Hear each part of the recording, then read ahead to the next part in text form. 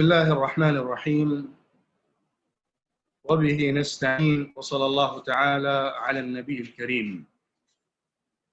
عندنا كتاب ماذا خسر العالم بانحطاط المسلمين. هذا الكتاب الذي أحدث ضجة كبيرة في العالم العربي وفي العالم الإسلامي كله، وهو من باكورة مؤلفات الإمام أبي الحسن علي الحسن الندوي رحمه الله. كتب هذا الكتاب وقد جاوز 30 من عمره كما كتب، غير أنه سبق تأليف كتاب قصص النبيين بعض الأجزاء وكتاب القراءة الراشدة، لكنه كان للطلاب المدرسيين وللطلاب المبتدئين سمح للمصنف أن يكتب هذا الكتاب. فأنا أذكر لكم أولا أن هذا الكتاب في الحقيقة كما أشعر، بل كما يصرح المؤلف بنفسه، إنه في الحقيقة تلبية لنداء الإلهام الإلهي.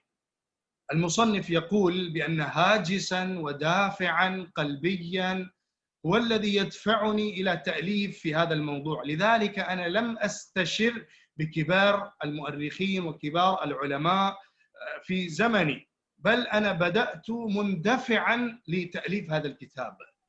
فكان هذا الكتاب حظي بالأثر العميق والتأثير الغريب على نفوس المؤرخين والعلماء المفكرين في العالم العربي والعالم الإسلامي كله، لأجل عنوانه وموضوعه ومدى استيعاب واستعراض الوقائع التاريخية.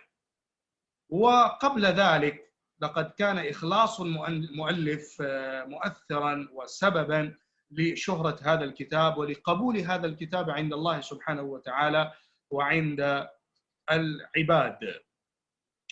فهذا الكتاب يتكلم عن أصول روحية للإسلام، أو تقول بتعبير آخر أساس روح الإسلام والتاريخ للإسلام ولغير الإسلام، لغير المسلمين، التاريخ للمسلمين ولغير المسلمين. ماذا يخبرنا؟ ماذا يدرسنا؟ ماذا يعلمنا؟ ماذا نستفيد من رسالة الإسلام؟ ما مدى تأثير الإسلام على القرون المتخلفة، على القرون السابقة وعلى القرون الحاضرة؟ وما هو المطلوب المنشود من الإسلام في القرون المتقدمة أو القرون الآتية؟ لأجل ذلك فإن الكتاب يجمع الموضوعات المختلفة: موضوع التاريخ، موضوع الأدب العربي، موضوع الدعوة الإسلامية، موضوع الفكر الإسلامي. فهذا الكتاب في الحقيقة كموسوعة علمية فكرية دعوية. لذلك يجب على العلماء والدعاة أن يمعنوا النظر في هذا الكتاب بموضوعاته الشاملة الجامعة المحتوية على الأفكار العالية السديدة الرشيدة. أنا أحسب طالب العلم دارس هذا الكتاب أن هذا الكتاب يتميز بميزة فكرة الوسطية والاعتدال. للكتاب مزايا وللكتاب خصال، لكن أحسن خصلة أو تقول إن أفضل وأعلى أو أبرز خصيصة لهذا الكتاب، كما أنا أحسب أنه يقدم للأمة فكرة وسطية جامعة شاملة، فكرة تؤمن بخلود رسالة الإسلام، فكرة تربط صلة القرون المتأخرة بالقرون المتقدمة، فكرة تجمع الأمة على مائدة واحدة، فكرة تسدد السهام المصيبة نحو الجاهلية العمياء بمعناها الشامل. الجاهلية تعبير مهم للمصنف، وكان المصنف يتكلم عن هذا التعبير بتفصيل وإطناب طويل. فأنا أذكر لكم ما قاله الآخرون عن هذا الكتاب، خاصة الدكتور محمد يوسف موسى أستاذ كلية أصول الدين في الأزهر الشريف، هو الذي قال عن هذا الكتاب كلمة مهمة: إن قراءة هذا الكتاب فرض على كل مسلم يعمل لإعادة مجد الإسلام. وهذا الشيخ الدكتور محمد يوسف موسى هو الذي درس هذا الكتاب وطالع هذا الكتاب في أقل من يوم كما يقول، وأغرم بهذا الكتاب إغراما أو غراما شديدا. ويقول بعد الفراغ هذه الكلمة ما أنا قلتها لكم: إن قراءة هذا الكتاب فرض على كل مسلم يعمل لإعادة مجد الإسلام. وإنه هو نفسه الدكتور محمد يوسف موسى هو الذي قال يعني كلمة أخرى عن هذا الكتاب، كلمة مهمة ومرشدة لنا لفكر هذا الكتاب ولأهمية مطالعة هذا الكتاب. فهو يقول: إني لست أذكر فيما قرأت من القديم والحديث كتابا حوى من الخير ما حواه هذا الكتاب. يعني هذا الكتاب مشتمل على الموضوع المهم جدا وشامل لهذا الموضوع للكتاب، وأنا ما قرأت سابقا لا في القديم ولا في الحديث بمثل هذا الكتاب. وليس عندنا، يقول: ولا كتابا وضع أيدينا على دواء ما نشكو منه من أدواء وأمراض كما فعل هذا الكتاب. ليس هناك كتاب مثل هذا الكتاب يشخص أمراضنا ويحدد أدواءنا، ولا كتابا، يعني ما وجدت كتابا نفذ كاتبه إلى روح الإسلام وأخلص ويخلص في الدعوة له ويقف كل جهوده على هذا السبيل كهذا الكتاب. هذا قول الدكتور محمد يوسف موسى أستاذ كلية أصول الدين. وأنا أذكر كما ذكر في مقدمة سيد قطب رحمة الله عليه، وهو أيضا يقول إن هذا الكتاب هو في الحقيقة كتاب يعيد للمسلمين الثقة بماضيهم والثقة بمجد الإسلام. ولهذا الكتاب تأثير عميق على المفكرين والمؤلفين والأدباء والكتاب والوعاظ والحركيين والعلماء الربانيين. لهذا الكتاب روح خالصة. فمن مزايا وخصائص هذا الكتاب كما يعدها الأستاذ سيد قطب رحمه الله مزيتين، ذكر في مقدمته مزيتين مهمتين لهذا الكتاب. فالمزية الأولى كما يقول: هذا الكتاب المصنف لا يعتمد في هذا على مجرد الاستثارة الوجدانية أو العصبية الدينية، بل يتخذ الحقائق الموضوعية أداته فيعرضها على النظر والحس والعقل والوجدان جميعا، ويعرض الوقائع التاريخية والملابسات الحاضرة عرضا عادلا مستنيرا، ويتحاكم في القضية التي يعرضها كاملة إلى الحق والواقع والمنطق والضمير، فتبدو كلها متساندة في صفه وفي صف قضيته بلا تمحل ولا اعتساف في مقدمة أو نتيجة. وتلك مزية الكتاب الأولى. يعني بهذه المزية الأستاذ سيد قطب أن الكتاب يجمع بين العقل والوجدان، بين الضمير والعاطفة، وبين المنطق والعقلانية. الكتاب يتحاكم في قضاياه إلى الحق والواقع. ليس هناك اندفاع وجداني محض، أو ليس هناك عقلانية جافة مجردة، بل إن الكتاب جامع بينهما. وهذه هي ميزة الكتاب كما يذكرها سيد قطب، الميزة الأولى. الميزة الثانية يذكرها المصنف، يذكرها صاحب المقدمة: الخصيصة البارزة في هذا الكتاب، هذا قوله، هي الفهم العميق لكليات الروح الإسلامية في محيطها الشامل، وهو لهذا لا يعد نموذجاً للبحث الديني والاجتماعي فحسب، بل نموذجاً كذلك للتاريخ، كما ينبغي أن يكتب من الزاوية الإسلامية. المزية الأولى لهذا الكتاب كما يحسبها ويفهمها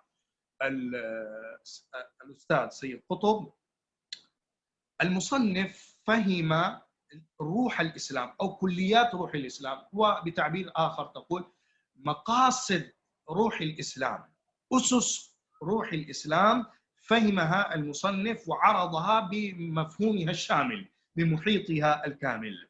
لذلك ترى هذا الكتاب لم يكن مجرد ترشيد ديني أو اجتماعي، بل إن هذا الكتاب يقدم ويمثل نموذجاً رائعاً لتحليل تاريخي، التحليل التاريخي من الزاوية الإسلامية الأصيلة الرصينة المتينة. هذا الكتاب يقدم نموذجاً رائعاً لها. أنا أقول لكم إضافة إلى هذه المزايا التي ذكر بالمزيتين ذكرهما الأستاذ سيد قطب، كما قلت سابقا إن مزية هذا الكتاب المهمة تمثيل أو تقديم الفكرة بالوسطية والاعتدال، وهذه هي ميزة الإسلام. فالإسلام يتجدد عبر القرون بفكرته للوسطية. الوسطية فكرة الدعوة، فكرة ترشيد الصحوة، فكرة التعليم والتثقيف والتربية.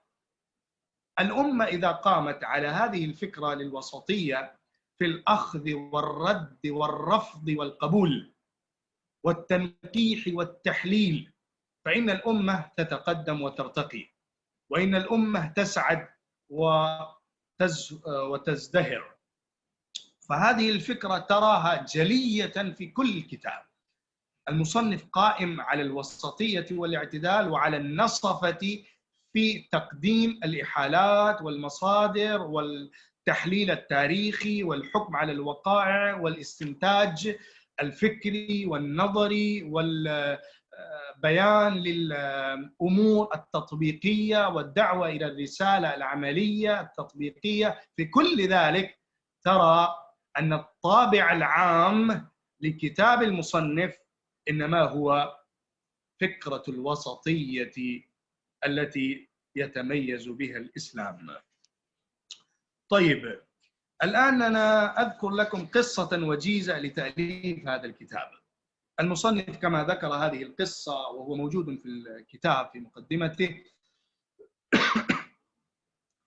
المصنف كان مندفعاً بدافع قلبي روحي وهاجس نفسي إلى تأليف هذا الكتاب، وهذا في الحقيقة من الله سبحانه وتعالى إلهام للمصنف بأن يكتب في هذا الموضوع، لأن هذا الموضوع كان مستغرباً جداً.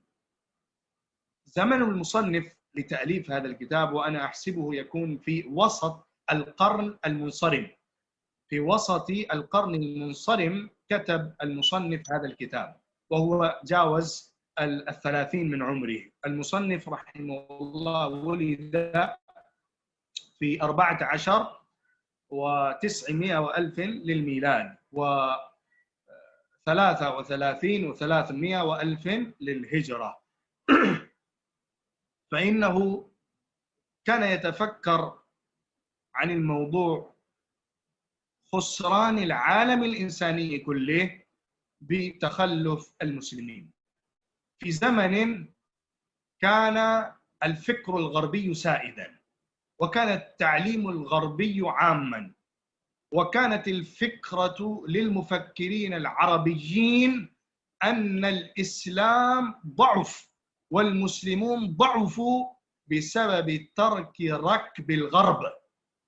المسلمون لم يستطيعوا أن يتقدموا ولم يزدهروا نتيجة ترك المواكبة للعالم الأوروبي والمسايرة للزمان الأوروبي أو عدم الوقوف مع أوروبا، فالمسلمون في ضعف وتخلف وانحطاط، وكان هذا نتيجة للتقدم الأوروبي. المصنف يتفكر من وجه آخر أو من ناحية أخرى، وهذا ما أثار يعني اهتماما كبيرا وعناية كبيرا للمسلمين النشطاء بكتابه. فإن المصنف ينظر إلى أن العالم الإسلامي أو عالم الإنسانية بمفهومه الكامل بجملته صار منحطا ضعيفا منكوبا تعيسا شقيا نتيجة ضعف المسلمين ونتيجة سوء تمثيل الإسلام من قبل المسلمين. فالعالم الإنساني كله ضعيف منحط بسبب ضعف المسلمين. هذه فكرة مختلفة عن فكرة المفكرين الآخرين. فهذا ما أثار ضجة كبيرة في الأوساط العلمية وفي الأوساط الفكرية في العالم العربي. وهذه القصة يحكيها المصنف بأنه لم يستشر بالكتاب والعلماء في زمانه لتأليف هذا الكتاب، وهو يقول وهذا خير لي أني لم أستشر، لأني أظن هذا لم يقوله، لكن يفهم من كلامي أن الآخرين يمنعونه من تأليف هذا الكتاب بهذا الموضوع الضخم العالي الكبير في هذه السن المبكرة. لكن المصنف يعني باندفاع روحي إلهام إلهي تقدم لتأليف هذا الكتاب. تفكير المصنف في هذا الكتاب كما ذكره هو بنفسه في محاضرته التي ألقاها في جامعة الملك عبد العزيز، إن الحروب التي تراكمت على المسلمين مع تاريخ الإسلام ومركب النقص الذي أصيب به الجيل الجديد الجيل المثقف كان يعوق كثيرا من الباحثين أن يربطوا قضية المسلمين بقضية العالم. قضية المسلمين مربوطة بقضية العالم. هذه فكرة المصنف. أين المسلمون من القيادة العالمية؟ المسلمون فقراء، المسلمون ضعفاء، المسلمون محكومون من الغرب، المسلمون خاضعون للثورات الحديثة. فهل يصح أن يربط مصير العالم أو مصير الإنسانية بمصير المسلمين بواقع المسلمين؟ لا. إن كثيرا من الناس لم يكونوا يصدقون في ذلك الحين أن المسلمين لهم من الأهمية والخطر والتأثير ومن المكانة ما يؤهلهم لهذا البحث. لكن المصنف يؤلف كتابا فيبحث عن مدى خسارة العالم الإنساني العالم المعاصر بانحطاط المسلمين. هذه فكرة المصنف. فكرة المصنف منبعثة من رؤية العالم الإنساني أو الإنسانية كلها بخسارتها وتعاستها وشقاوتها بسبب ضعف المسلمين في العالم الإنساني. فهذا التفكير الذي دفع المصنف لتأليف هذا الكتاب. فالمصنف كان على تخوف وعلى تردد لتأليف هذا الكتاب، إلا أن الله سبحانه وتعالى ربط قلبه وتقدم لتأليف هذا الكتاب. بعد التأليف المصنف أراد أن يطبع هذا الكتاب من مطبع شهير حتى يكون للكتاب صيت وشهرة في العالم العربي، فطلب من الدكتور أحمد أمين وأرسل رسالة إليه لإصدار الكتاب من مكتبته الشهيرة وكتابة المقدمة على هذا الكتاب. فإن المصنف قبلت رسالته من الدكتور أحمد أمين وطبع الكتاب من مكتبته.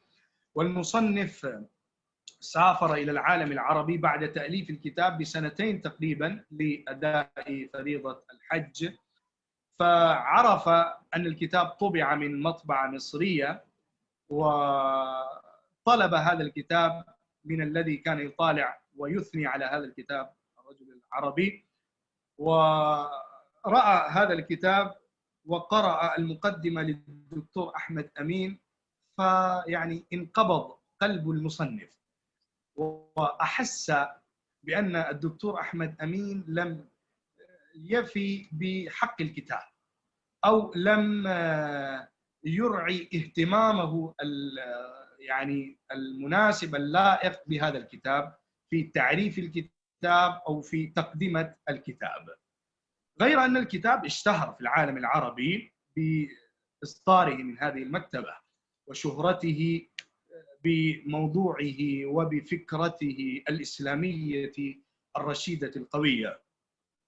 ثم حظي المصنف بالسفر إلى الدولة المصرية، فسافر إلى مصر وعرف عن هذا الكتاب بطبعته، ولقي بعض العلماء والإخوة من الجماعة للإخوان المسلمين، فالكتاب حظي بالقبول الكبير في هذه الجماعة كما يذكر المصنف في مقدمته، وإنهم جعلوا هذا الكتاب في مقرراتهم الدراسية.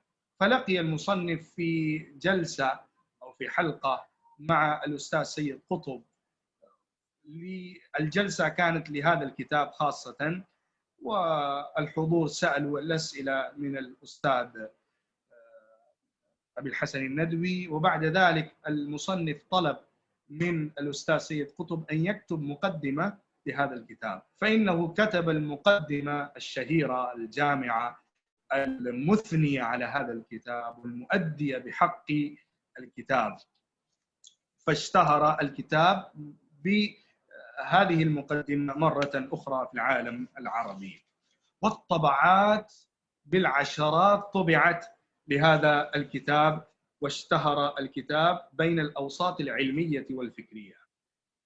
فإخوتي الأفاضل، إنني أرى أن هذا الكتاب في الحقيقة يعيد للمسلمين ثقة قوية بإيمانهم وبإسلامهم، ويجعلهم معتمدين على خلود رسالة الإسلام. لذلك بروفيسور سارجنت كتب، الذي كان من جامعة كامبريدج، فإنه يكتب في إحدى مجلات إنجليزية: لو كان في بريطانيا قانون للحظر على المؤلفات لكنت اقترحت أن يفرض الحظر على هذا الكتاب لأنه يدين الحضارة الغربية. هذا المفكر الأوروبي يقول: لو يمكن الحظر على المؤلفات ولا يكون هناك حرية الرأي وحرية التعبير، فأنا أطلب من الحكومة أن يفرض الحظر على هذا الكتاب. ماذا خسر العالم من حظر المسلمين؟ لأنه في الحقيقة يسدد السهام نحو الحضارة الغربية، ويحلل الحضارة الغربية تحليلا دقيقا، ويمكن أن تقول إنه يعني دقق النظر في كل خبايا وخفايا لهذه الحضارة الغربية. فهذا الكتاب أنا ألخص لكم الآن موضوعات الكتاب أو محتويات الكتاب حتى تطلعوا على الرؤية العامة لهذا الكتاب، ثم نبدأ في الجلسات وفي الحلقات الأخرى صميم الموضوع للكتاب بابا بابا وفصلا فصلا إن شاء الله. المصنف أولا يستعرض للواقع الإنساني قبل بعثة محمد صلى الله عليه وسلم، فإن الحقيقة لا تعرف إلا بأضدادها، فإذا عرفت حقيقة الجاهلية لتعرف حقيقة الإسلام وفضله بعد ذلك. فالمصنف عمل على هذه القاعدة وصور لنا تصويرا بليغا بديعا جامعا شاملا للجاهلية العمياء في العالم الإنساني كله، من الشرق إلى الغرب، ومن العالم العربي إلى العالم الآسيوي والشرقي والغربي والهندي والصيني والإيراني، وفي كل العالم الإنساني، يعني العالم الذي كان مشتهرا بحضارته والدول التي كانت تعرف بثقافتها وتعرف بحضارتها وتعرف بنظامها المحيط الكامل أو المؤثر السائد. فإن المصنف يستعرض لهذه المعالم الحضارية ويحللها تحليلا علميا من أصول مصادرها، ويقدم فكرة واضحة عن سوء أحوال الإنسانية في العالم المعاصر لبعثة محمد صلى الله عليه وسلم، وبتحديد وتخصيص يجعل العنوان للعالم العربي أو للعرب كله، فيقدم يعني تصويرا بليغا للعرب من ناحية اجتماعية، من ناحية خلقية، من ناحية اقتصادية، من ناحية سياسية. اجتمع الجوانب كلها في كلامه عن هذه الدول. ثم بعد ذلك يأتي المصنف إلى نقطة مهمة، نقطة بعثة النبي صلى الله عليه وسلم، فإنه لا يذكر السيرة العامة للنبي صلى الله عليه وسلم أو الوقائع للتاريخ أو للسيرة النبوية عرضا مسردا، بل إنه يضع الأنامل على مهام التاريخ، وإنه يبرز الملامح لمهمة النبي صلى الله عليه وسلم ولأصل رسالة الإسلام، والنقط أو منعطف الطريق في السيرة النبوية الذي كان النبي صلى الله عليه وسلم يمر به ويجتاز المراحل الدعوية حتى يعني يسعد وينجح في إنشاء العالم الجديد، العالم القائم على الإنسانية العالية وعلى التربية الرشيدة وعلى المعالم الحضارية السامية. فإنه يعرض التاريخ للنبي صلى الله عليه وسلم، لحياة النبي صلى الله عليه وسلم بدقة ونظر ثاقب، ثم يقدم نموذجا مثاليا للسياسة والنظام الاجتماعي والنظام الاقتصادي للخلافة الراشدة. فالخلافة الراشدة تمثل دورا مهما لتمثيل الإسلام، وهو العصر الذهبي للحضارة الإسلامية. ويذكر المصنف أن النقطة لتحويل مسار المسلمين من الرقي إلى الانحطاط هو تحول القيادة من الخلافة الراشدة إلى الملوكية. ثم بعد ذلك يستعرض الإمارات الإسلامية من الأموية والعباسية في وقت واحد، ثم يخصص العنوان للإمارة العثمانية والخلافة العثمانية، ويذكر يعني الدوافع لإنشاء هذه الحكومة ومعالم أو ملامح بارزة لهذه الأمة التركية، ثم يذكر أسباب انحطاط الأمة التركية. وبعد ذلك يأتي إلى الحضارة الأوروبية بعد الكلام عن تاريخ الإسلام بالتحليل وقائعها الدقيق يأتي إلى الحضارة الأوروبية، فإنه ينظر إلى الحضارة الأوروبية لا كنظرة مقلد أو لا كنظرة ناقل، بل إنه ينظر إلى الحضارة الأوروبية بنظرة المحلل الدقيق المؤرخ العميق الخبير المفكر المحنك الخبير بتاريخ الأمم، الخبير بأصول الأقوام من التقدم والانحطاط، الخبير بأسس للحضارة الأوروبية تقوم الحضارة عليها.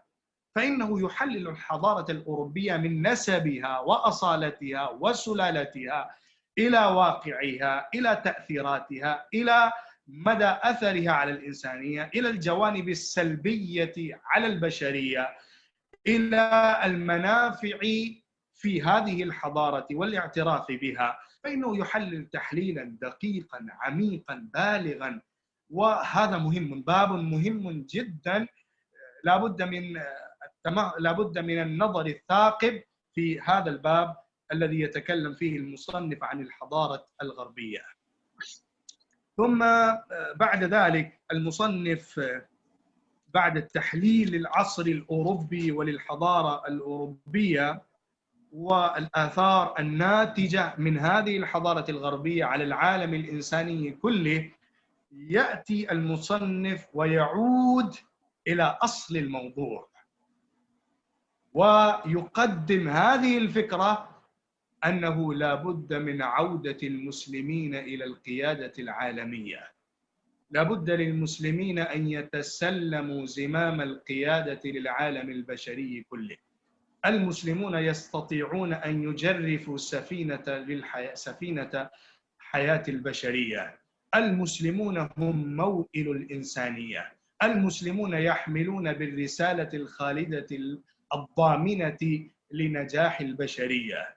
المسلمون يجب أن يعودوا إلى سدة الحكم ويأخذوا بأيدي البشرية نحو السعادة، وهذا لا يمكن إلا بيد المسلمين. هذه الفكرة، لكن لم تكن هذه الفكرة قائمة على الادعاء أو على الإثارة الوجدانية أو على الحب بالإسلام يعني كمعتقد ديني، بل إنه يدعو إلى هذه الحقيقة بإبراز حقائق رسالة الإسلام وضرورة عودة البشرية إلى هذه الرسالة، كما أنه ينعى على ضعف المسلمين وتخلف المسلمين في الميدان السياسي، في الميدان العملي، في الميدان الروحي، في الميدان التعليمي. فإن المصنف يتكلم بالمنطق والعقل كما يتكلم بالضمير والقلب، لذلك هو يشير إلى الجوانب العملية والتطبيقية والعسكرية والتي تتعلق بالمظاهر والتي تتعلق بالأسباب والآلات والأدوات، كما أن المصنف يتكلم عن الجوانب الروحية، عن الجوانب الفكرية، عن الجوانب الضميرية والقلبية. لا بد من تثقيف المسلمين على أسس روحية دينية راجعة إلى الإسلام، راجعة إلى القرآن، راجعة إلى السيرة النبوية. فإن المصنف يدعو لقيادة العالم المسلمين على دعوتهم بطريق التأهل الكامل بالجانبين المادي والروحي، الفكري والعملي، النظري والتطبيقي، وهذه هي ميزة الكتاب. فالمصنف بعد دعوة العالم الإسلامي كله يخصص الكلام للعالم العربي، لأن العالم العربي هو مهبط الوحي الإلهي، فإنه مختار من الله سبحانه وتعالى لهذه الرسالة. فإن المصنف يدعو لزعامة العالم العربي إلى عودته إلى الرسالة الإسلامية الخالدة، وجعل محمد صلى الله عليه وسلم قائدا للعالم العربي كله. فهذه هي خلاصة الموضوعات والمحتويات لهذا الكتاب، أنا ذكرتها لكم بالاختصار والإيجاز.